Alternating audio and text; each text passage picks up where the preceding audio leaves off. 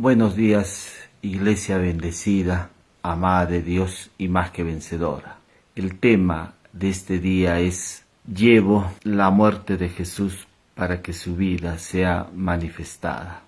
El texto bíblico se halla en 2 Corintios 4:10 y dice así: llevo siempre por todas partes la muerte de Jesús en el cuerpo, para que también la vida de Jesús sea manifestada en nuestro cuerpo. El apóstol Pablo está hablando a la iglesia de Corintio de lo que él llevaba siempre, qué es lo que él llevaba cada día. Y él está hablando acerca de una confesión de fe, y esa fe está mirando la obra de Cristo. Y lo que está expresando aquí el apóstol Pablo es que él no está llevando algo suyo. Él no está llevando su integridad, su buena moral. Él no está llevando su obediencia, su integridad, su esfuerzo, su voluntad, su propósito. Lo que está expresando aquí el apóstol Pablo es que él lleva siempre, por todas partes, la muerte de Cristo en su cuerpo. Importante porque muchos están tratando de llevar a Dios, es su esfuerzo, pero de esto no se trata. Esto es lo que está hablando aquí el apóstol Pablo, que para que la vida de Dios sea manifestada en nuestra vida, Él está llevando algo, y algo muy importante está llevando. Es su fe en Cristo, es la muerte de Cristo. Eso es lo que está expresando aquí el apóstol Pablo en esta carta a los Corintios. Está diciendo: llevo siempre, por todas partes, la muerte de Jesús. Y habla de la muerte porque para que se manifieste la vida tiene que haber la muerte. Y la muerte está expresada en el sacrificio de Cristo. Jesús vino a este mundo y dio su vida por nosotros y en la cruz. Él, dice la escritura de Isaías: mas él herido fue por nuestras rebeliones, molido por nuestros pecados. El castigo de nuestra paz fue sobre él, y por cuyas heridas fuisteis curados. Él fue herido, él soportó los sufrimientos, él fue clavado en la cruz. Le pusieron una corona de espinas, soportó los latigazos y todo eso por nosotros. Él cargó con nuestros pecados en su cuerpo sobre el madero, para que estando muertos vivamos a la justicia, dice Pedro. O sea, Jesús llevó nuestros pecados en su cuerpo sobre el madero. Él vino para pagar la deuda de pecado que nosotros teníamos. Él fue nuestro sustituto ahí en la cruz. Dice la carta de Corintios 5:21, al que no conoció pecado, por nosotros lo hizo pecado, para que nosotros fuésemos hechos justicia de Dios en él. En él no hubo pecado, pero él cargó en su cuerpo sobre el madero nuestros pecados, el pecado tuyo y mío, y murió en esa cruz dando su vida por nosotros. El apóstol Pablo en esta carta a los Corintios está diciendo: llevo siempre por todas partes la muerte de Jesús. La muerte de Cristo debe estar obrando espiritualmente dentro de uno mismo. Uno debe de estar de continuo mirando esta obra redentora, mirando el sacrificio de Cristo, mirando la muerte de Cristo, mirando ese sacrificio que Dios lo expresó a través de su Hijo Jesucristo. Y en este sacrificio Él nos expresó su amor por nosotros, al derramar su sangre preciosa.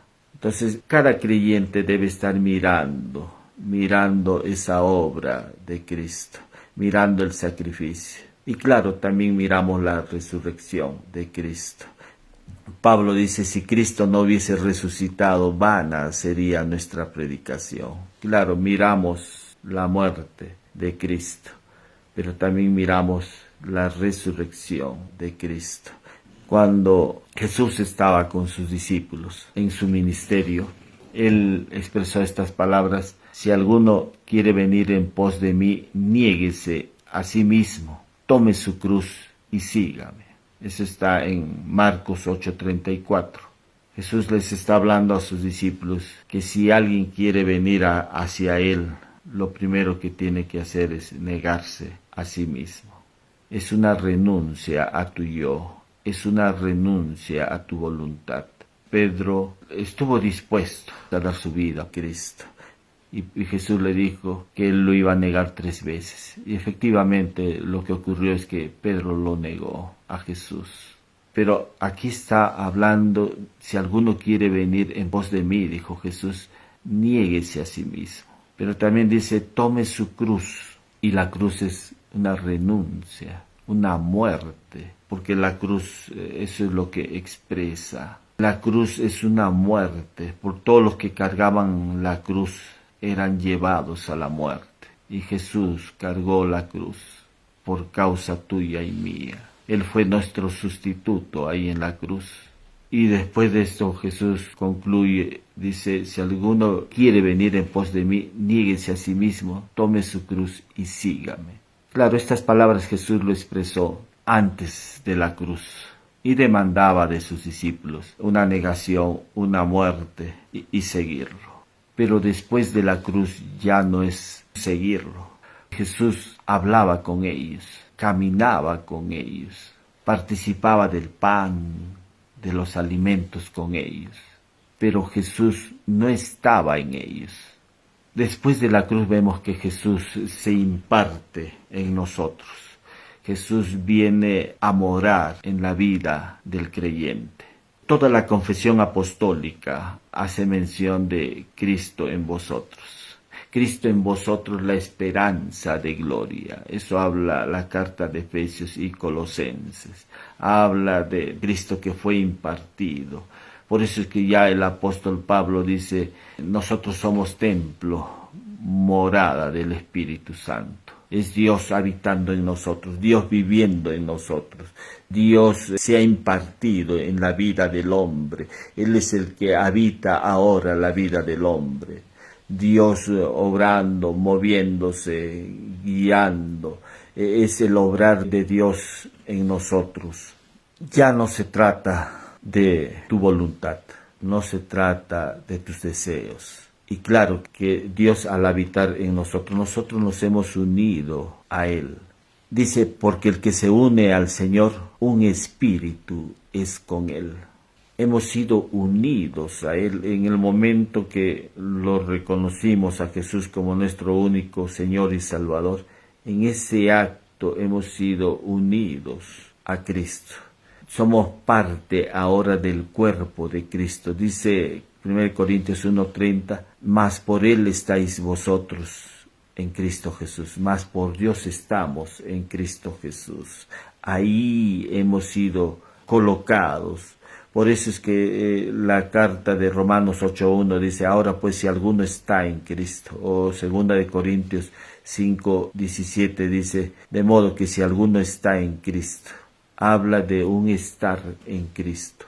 Pero este es un acto de gracia, por una acción de Dios es que hemos sido puestos en el cuerpo de Cristo, hemos sido colocados en el cuerpo de Cristo. Estamos ahora en el cuerpo de Cristo. En este cuerpo de Cristo estamos expresando nosotros que hemos sido unidos a Él. Hay una unidad con Cristo, una unidad por siempre.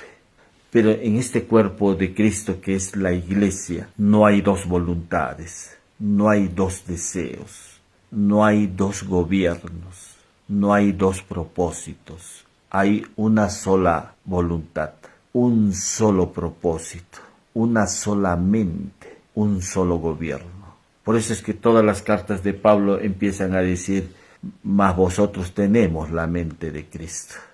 O cuando Pablo se da su conversión camino a Damasco, lo primero que expresa el apóstol Pablo es, Señor, ¿qué quieres que yo haga? Recién se está dando la conversión de Pablo y Pablo no está diciendo, bueno, yo haré o dirigiré mi vida, o yo gobernaré mi vida, o que se haga mi voluntad. No. Lo primero que expresa el apóstol Pablo es: Señor, ¿qué quieres que yo haga? Se pone bajo la autoridad de Dios, se pone bajo el gobierno de Dios. Él no está tomando la dirección de su vida, ahora la está sometiendo, su vida la está sometiendo al gobierno de Dios, a la dirección de Dios. Por eso podemos decir que no hay dos gobiernos, hay un solo gobierno, hay una sola mente, un solo propósito. Y todo esto está expresado a través del mensaje apostólico. Es Cristo el que vive, es Cristo el que gobierna nuestra vida. Pero aquí está hablando el apóstol Pablo, se trata ahora de la vida de Cristo en nosotros. No se trata de vivir nuestra vida para Dios sin que previamente no hayamos renunciado a nosotros mismos. No se puede vivir para Dios si se quiere vivir para uno mismo. Segunda de Corintios capítulo 5, versículo 15 dice: y por todos murió, para que los que viven ya no vivan para sí, sino para aquel que murió y resucitó por ellos. Ya no vivimos para nosotros mismos. Después de la cruz es vivir para Él. Por eso es que el apóstol Pablo dice: llevo siempre, por todas partes, la muerte de Jesús en mi cuerpo. Su sacrificio fue también mi sacrificio. Su muerte fue mi muerte. Eso es lo que está expresando ahí el apóstol Pablo. Cuando dice: porque si fuimos plantados juntamente con Él en la semejanza de su muerte, así también lo seremos en la de su resurrección. Dice que fuimos plantados en la semejanza de su muerte. Tú y yo hemos sido unidos a Cristo en la semejanza de su muerte. Cuando Jesús fue a la cruz, nosotros también hemos sido colocados ahí en esa cruz. Y ahí hemos muerto. Por eso es que Romanos 6:6 dice: sabiendo esto, que nuestro viejo hombre fue crucificado juntamente con Él.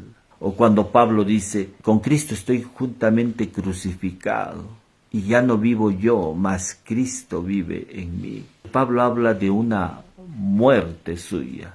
He sido crucificado juntamente con Él. En la misma semejanza de la muerte de Jesús, ahí también nosotros hemos sido colocados en esa cruz y hemos muerto. Y cuando Pablo está diciendo: llevo siempre por todas partes la muerte de Jesús, está viendo claro el sacrificio de Cristo, está viendo los sufrimientos de Cristo, pero también se está viendo en el cuerpo de Cristo.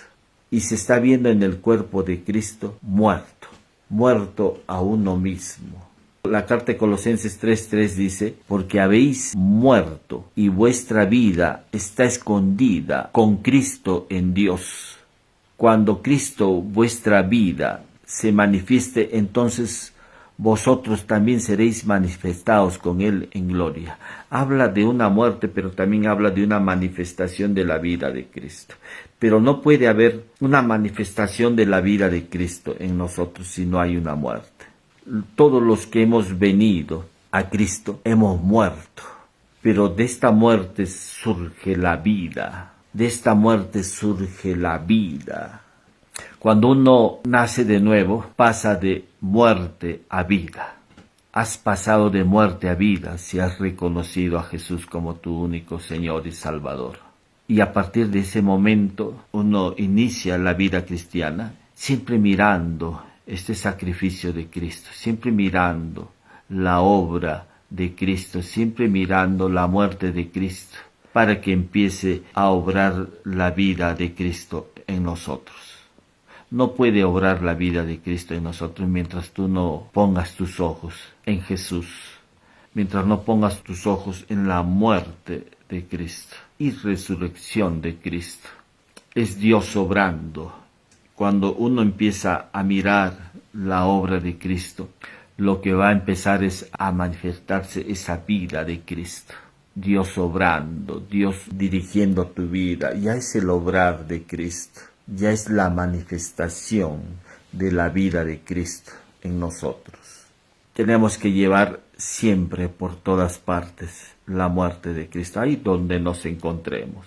En cualquier lugar que nos encontremos, siempre va a estar esa huella de Cristo en nuestra vida. Así como Cristo, cuando se le presentó a Tomás, le dijo: pon tus dedos sobre la llaga de mis manos y sobre mi costado.